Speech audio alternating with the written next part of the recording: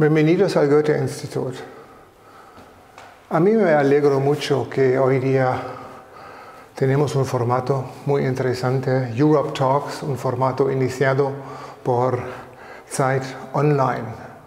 Es un debate en el que la primera vez España está participando, un debate que va a tocar la fibra sensitiva de los grandes temas sociales y políticos. Estamos aquí en un lugar, el Goethe-Institut, un lugar donde se encuentran las artes y el debate, y así es un lugar perfecto por ese formato. Que disfruten el evento.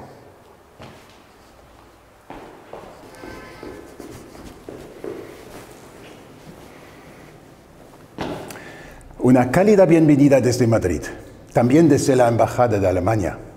Mi país de acogida, España, es profundamente proeuropeo. Eso es lo que dicen todas las encuestas, y así lo he vivido en los últimos 3 años. Un país que, como Alemania, por su propia historia, aprecia y defiende especialmente la idea de paz democrática de la UE, no debería estar ausente de un proyecto como Europe Talks, que recoge las diferentes voces de la Unión. Por ello, nos alegramos mucho de que España participe este año por primera vez en Europe Talks, y además con 2 representantes de tanto renombre como el Confidencial y Neutral, a quienes quiero agradecer una vez más su compromiso europeo. Por último, también quiero felicitar a todos los que han participado en Europe Talks.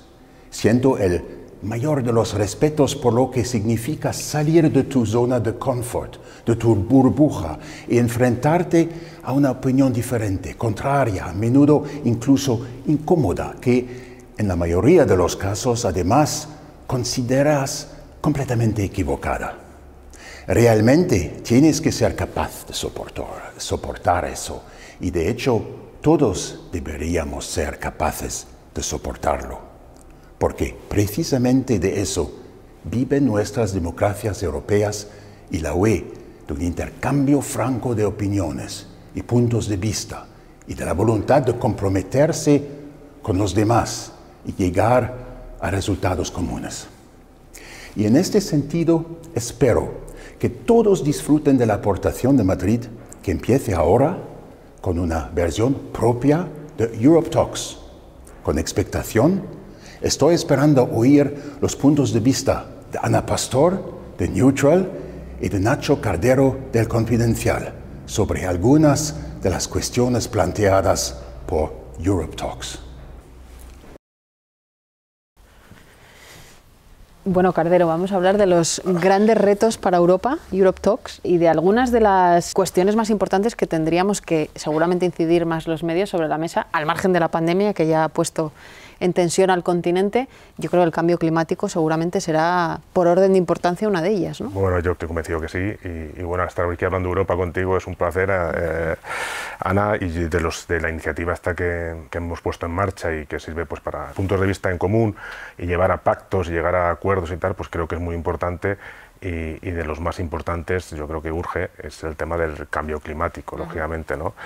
Porque es verdad que Europa o es sostenible o realmente pues no vamos a Europa. Lo que pasa es que es verdad que aquí ha habido también mucho ruido, porque efectivamente pues Europa tiene un calendario, tiene un plan, que es acabar pues con los combustibles fósiles, concretamente con los coches de combustión. Pues ha marcado el año 2035 y la verdad es que todos los países se han conjurado para ello. Yo creo que ¿tú lo ves realista? Porque es verdad que el calendario se marca en un momento de tormenta perfecta, que nos pilla justo en la salida del tema de la pandemia, y que esto tiene un coste económico evidente. Pues yo creo que tú, Ana, que además tratas estos temas a diario, crees que lo estás viendo que realista del todo no es. Es voluntarista, y creo que es importante establecerse unas fechas en el calendario, ¿no? Pero está claro que después la cruda realidad es muy distinta. Aquí cuando preguntamos en Europe Talks qué pensaban nuestros lectores, pues ya los resultados son que prácticamente 2/3 partes están, digamos, a favor de que se prohíban, por ejemplo, coches coches contaminantes o que se tomen medidas de algún punto de vista coercitivas, es decir, que la ley establezca que no se puedan vender coches, ¿no? Y eso para mí está muy bien, que se establezcan calendarios, pues 2035, 2030, algunos tan ambiciosos como Noruega 2025, me parece fenomenal. Pero claro, después llega una crisis energética como la actual ¿y qué pasa? Entonces, yo creo que sí, que hay que marcarse unas metas, pero en ningún momento sin que sean obligatorios, ¿no? A mí lo de prohibir es que entonces no ocurrirá. O sea, ¿tú crees que habría que prohibirlos? No, yo lo que creo es que es un mal momento, 1, 2, no se ha hecho la pedagogía suficiente y 3, a veces pienso que es un debate, como decimos en España, de pijos, de privilegiados, porque es verdad que para quién están destinadas las medidas coercitivas, no todo el mundo puede comprarse un coche eléctrico, aunque los datos dicen que en los 2-3 últimos años ha aumentado muchísimo más que otro tipo de vehículos, pero creo que es un debate de privilegiados y que no sé si es el momento ahora mismo de obligar, como dices tú, por ley, ¿no? Efectivamente, yo creo que tiene que haber una transición, que aquí siempre vamos demasiado rápidos, tiene que ser una transición ordenada donde se favorezca, como tú dices, a las clases más desfavorecidas, o que haya unos incentivos para esta transición energética que incluye pues, los coches y muchas más otras tecnologías, pero tiene que haber una transición ordenada donde los estados pues, ayuden a los más desfavorecidos, ¿no? Porque si no, lógicamente pues tenemos problemas sociales y tenemos manifestaciones, lo que estamos viendo todos los días, lo que vamos a ver, el malestar social, pues lo vimos con los chalecos amarillos en Francia, estamos viendo manifestaciones de agricultores, estamos viendo aquí en Madrid, en España, manifestaciones, y muchas de ellas tienen que estar relacionadas con la crisis energética, con los problemas que están atravesando, y porque muchas veces se ponen unas metas de que vamos a una determinada tecnología ambiental que es tan ambiciosa que está causando unos graves perjuicios sociales en el corto plazo. Y yo creo que aquí se está viendo. Y bueno, y luego que se mezcla también la competencia europea, que debería haber, digamos, algo común, como siempre decimos. Luego hay una competencia local, lógicamente también, en las ciudades, ¿no? Estamos viendo en Madrid y en otros lugares con el tema de la contaminación y luego la responsabilidad de las empresas, ¿no? Y yo añadiría quizá una cuarta, que es la nueva economía post-fósil, que obliga de alguna manera a los gobiernos a incentivar y ayudar a empresas que estén haciendo cosas diferentes. El otro día leía que hay una empresa española, una startup, que con los residuos fósiles está convirtiendo el aceite en jabón y está haciendo materias nuevas, digamos, y buscando un poco el punto de esa nueva economía. Pero claro, eso también tiene que ser un impulso de los gobiernos, quizá con los fondos europeos, ¿no? Totalmente. Además, tú lo has dicho antes, o sea, hemos dicho Europa tiene que ser sostenible, no ser Europa. Yo creo que todas estas nuevas iniciativas, startups, empresas, pues tienen que ser incentivadas y ayudadas a que prosperen. Creo que es bueno, de alguna forma, incentivar, subsidiar este tipo de iniciativas, pero lo has comentado, es decir, hay un problema con competencia. Es decir, al final, que a mí me parece todo bien, ¿no? Pero si los acuerdos de Glasgow o cualquier acuerdo planetario que hagamos del cambio climático, de la sostenibilidad, no lo firman dos grandes potencias como China o como India, o son más retraídos... A mí eso no me vale como excusa. Eso es verdad que es una realidad porque son de los que más... Díselo a estas empresas que se esfuerzan tanto por convertir el fósil en jabón, dile después que en China, en India, les dan igual y van a producir lo mismo, contaminante, pero mucho más barato. Sí, pero si la tendencia es creciente en el resto de lugares del mundo, aun siendo dos potencias tan importantes, creo que acaba arrastrándoles un poco a esa ola. Lo cierto es que como no lo es todavía, pues también les cuesta, pero bueno, desde luego el cambio climático es una de ellas. Hay otra pregunta que hemos lanzado en Europe Talks, que es la renta básica, que no es lo mismo que el ingreso mínimo, si debería haber una renta básica para los ciudadanos europeos en un momento en el que todavía estamos todos muy asustados. ¿Tú qué crees? Fíjate que nosotros, Ana, pensamos muy parecido en muchas cosas, pero aquí creo que vamos a... aquí creo que vamos a chocar, Yo, fíjate, yo soy un periodista que empezó con la economía y después derivó mi carrera funestamente hacia la política, ¿no? Pero empecé económico y yo siempre me he perdido mucho porque son muchos conceptos, son muchos países y no para todos los países son los mismos conceptos, entonces me hago un poco de lío, ¿no? Pero digamos, si por un lado estaría la renta básica, que es una contribución pública de todos los estados a sus ciudadanos por el mero hecho de ser ciudadanos. Sí, al margen de su situación económica, laboral, etcétera. Ricos, ¿sí? Pobres, casados, con familias, sin familias, todos tienen derecho a una asignación. Esto sería la renta básica, que no hay que confundir con lo que tenemos aquí, el ingreso mínimo vital o unas rentas de subsidio para la gente más desfavorecida, ¿vale? Para este ingreso mínimo vital, esta pequeña ayuda, contribución pública, para sacar a la gente de la pobreza, ¿qué es eso? Lógicamente sí. ¿Vale? Para el otro, para lo que es la renta básica, es decir, por el mero hecho de ser ciudadano, tener una contribución, recibir un dinero público, creo que no. ¿Vale? No estamos tan alejados de la posición. No, sobre todo porque vuelvo al momento, vuelvo al punto en el que nos encontramos ahora. Creo que es mucho mejor hacer bien el ingreso mínimo, porque además no hablamos de gente solo que no tenga opciones laborales, es que son trabajadores pobres a los que su renta de trabajo no les está llegando para mantener, por ejemplo, a una familia, y esto se hace en muchos países de Europa. Aquí el hándicap está siendo que al ser un país descentralizado se una, ¿no? Pero creo que el momento es hacer bien el ingreso mínimo y empezar por los de abajo, no por lo general, ¿no?, de la población. De hecho, no hay muchos lugares en el mundo donde esa renta se esté practicando, ¿no? Y de hecho, en otros países europeos, y nuestros compañeros saben, pues han fracasado, ¿no?, este tipo de iniciativas. Aquí está costando, como bien sabes, mucho llevarla a la práctica, nos están favoreciendo todos y al final pues hay un cierto malestar porque a quien tenía que llegar pues no está llegando, ¿no? Pero creo que en el fondo sí es una buena idea lo del ingreso mínimo vital, pues porque siempre lo va a ser. Y cuando llega una crisis como la del 2008 y después una crisis como la del COVID y ves que la gente pues lo está pasando muy mal, pues creo que es necesario, bueno, pues para que salgan adelante, ¿no? De lo de la renta básica, pues no, a mí siempre, yo que no soy liberal, aunque tampoco sé muy bien lo que es ser liberal, ¿no?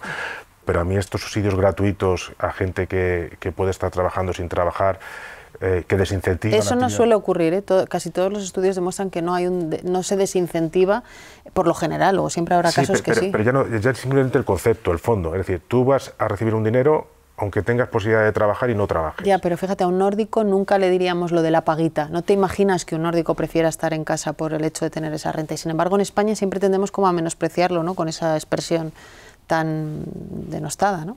Sí, bueno, yo quizás por nuestra cultura mediterránea, yo siempre tengo la noción de que aquí utilizarían muchos la renta básica para vivir un poco del bote. Pero no lo pensaríamos de otros ciudadanos europeos, bueno, seguramente. Sí, seguramente no por la mentalidad, pero en otros países nórdicos, que siempre aquí también hablamos mucho de los países nórdicos como la panacea, sí, tienen problemas como nosotros, claro, en todos los sentidos. Sí. Y las rentas básicas que han tenido cada uno, o rentas básicas mixtas, tampoco es que hayan tenido un éxito desbordante, ¿eh? O sea que algún tipo de renta, sí, pero con unos criterios y con cierta coherencia y sentido común. Sí, con control posterior, ¿no?, de que se está haciendo bien. Bueno, un tema más que en yo sí lo tengo muy claro. Estamos arreglando Europa, ya hemos arreglado Europa.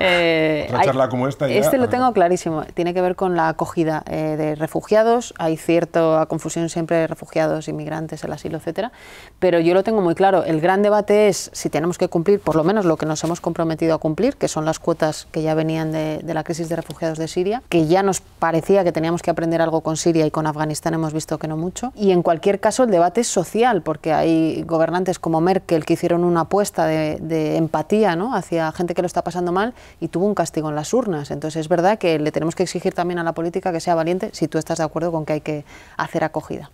Pues ahora me cuentas tú. O sea, yo por supuesto estoy a favor de que se hagan planes de asilo y acogida, lógicamente, ¿no? Esa es la grandeza de Europa, o debería ser la grandeza de Europa. Fíjate, cuando hablas de Merkel, y aquí estamos en un buen sitio para hablar de Merkel, yo creo que al principio fueron muy positivos y se aplaudió la iniciativa de acoger a los sirios, después fue criticada por lo mismo.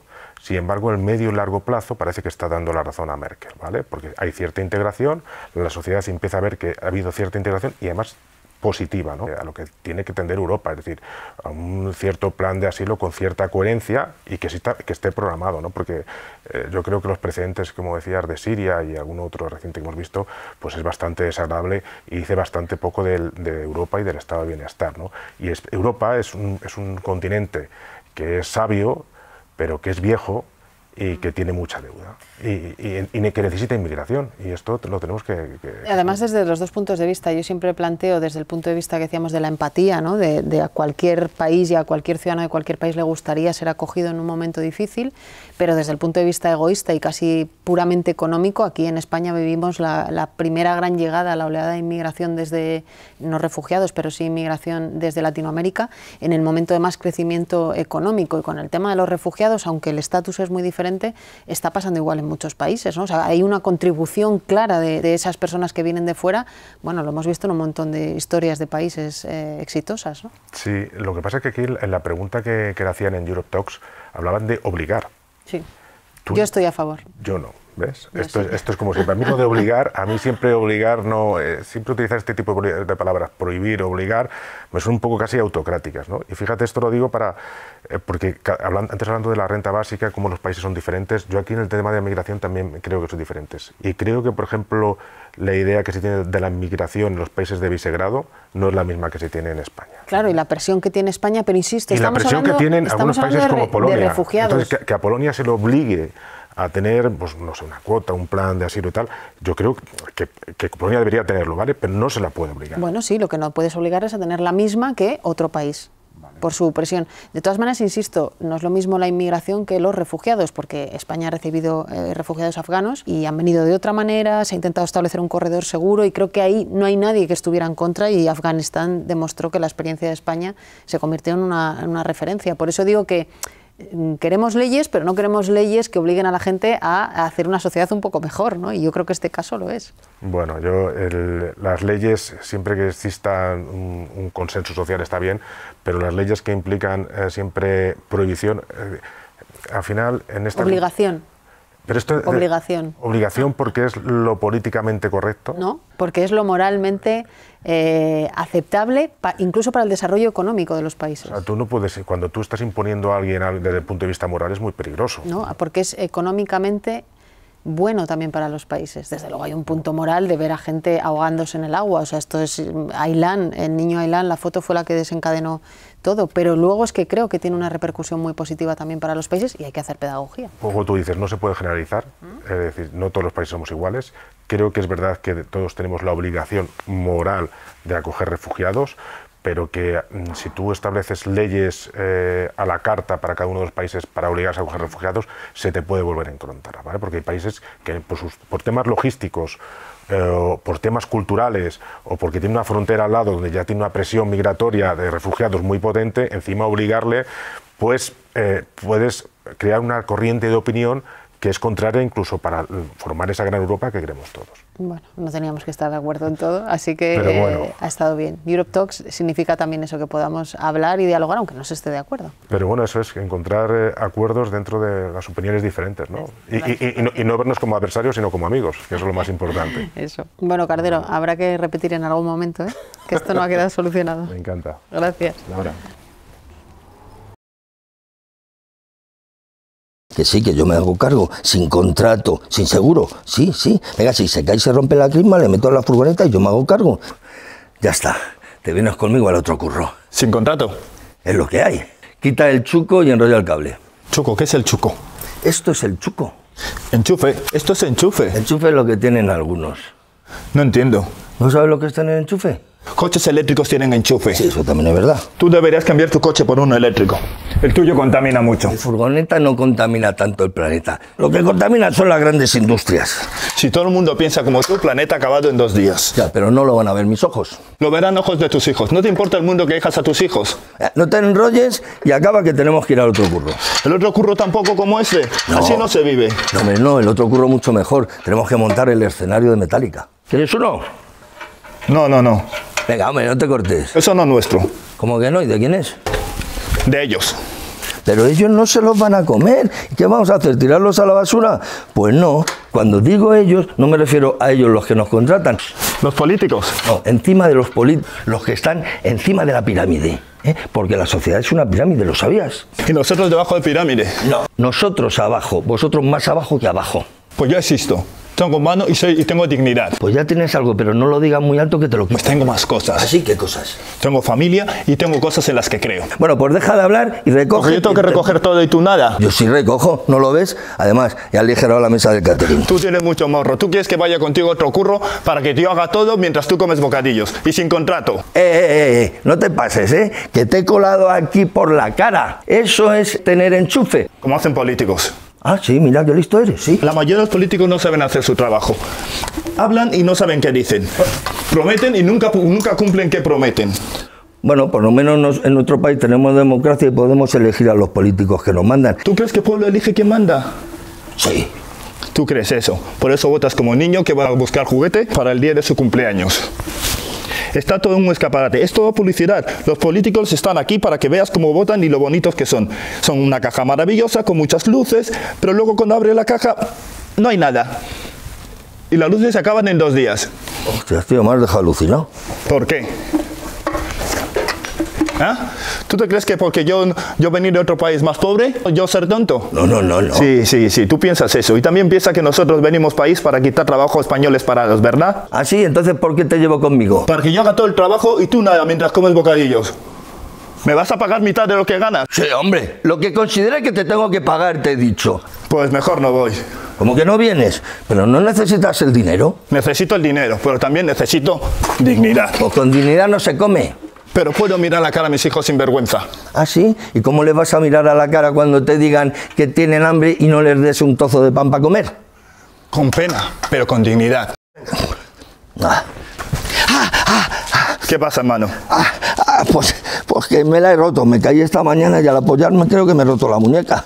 Por eso necesito que vengas al montaje de Metallica, ¿entiendes? Lo necesito ese trabajo, porque a nosotros también nos explotan. Necesito que vengas conmigo, necesito ese trabajo, porque con esta mano... Déjame ver, hermano. No, que está rota, ¿no lo ves que está hinchada? Pero... No está roto, está dislocado. ¿Te duele así? Sí. ¿Y sí. así? Así menos. ¿Cómo que...? Tú es machito español. ¿Eh? Que si tú machito español. Ya mucha honra. Pues aguanta. ¿Ves? Ya va. Ya te dije que no rota, solo dislocada. Oye, tío, pero tú como... Yo en mi país fisioterapeuta. Aquí, currito. ¿Y por qué te has venido aquí? Por libertad, por dignidad y por trabajo. Sin libertad no hay posibilidad de pensamientos. Sin libertad no hay dignidad. Y yo quiero dignidad para mi hijo. Hala, venga, vamos a coger el sofá. Venga. Vamos, que tienes que ir a otro curro. No, tenemos que ir al otro curro. Tu mano está bien, ya no me necesitas. Te necesito, y mucho. ¿De verdad? Os necesitamos, hermano. Os necesitamos.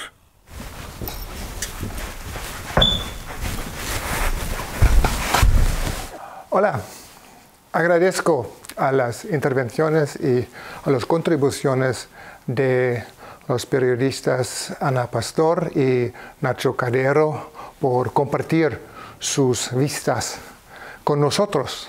También quiero agradecer a los actores del Microteatro Madrid, especialmente a Patrick Mitogo y a Chete Guzmán, también al director y autor de la chiquitita obra, Nancho Novo, por su conversación interesante que hubiera sido en Europa, en cada ciudad. Así terminamos nuestra acción aquí en Madrid y saludos del capital aquí en Madrid.